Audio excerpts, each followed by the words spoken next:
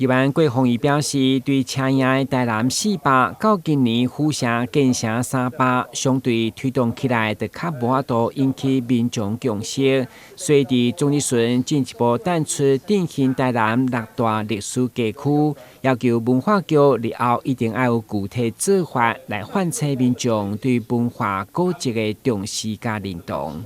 咱今嘛看到咱安平老街，安平老街，你觉得它是老街吗？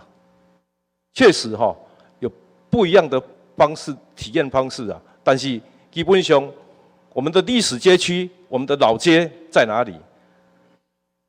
文化局确实要去好好的去做一个省思啊。局长，你有什么看法？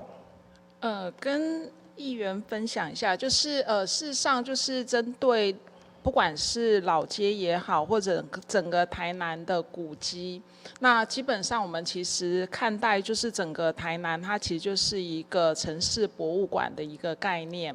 那当然在这样子的一个概念之下，可能透过活动的一个方式来进行街区之间的一个串联。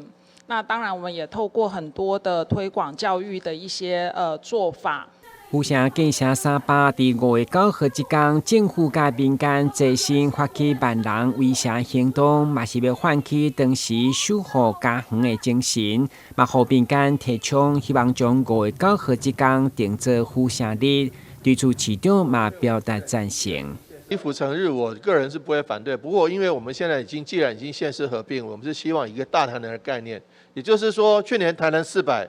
获得整个全台南市的人都有参与感。今年府城300，坦白讲，我就有很多台南县以前旧台南县的朋友就觉得他们比较没有参与感，比较没有参与到，对不对？对，您讲的就对了。所以说这个部分府城日我是赞成的，但是就是说怎么样让整个全台南市的市民都有参与感。虽然市长赞成5月9号定做互城日，不过日后如何结合历史、宗教甲艺术文化，进一步带动民众认同，也有待努力。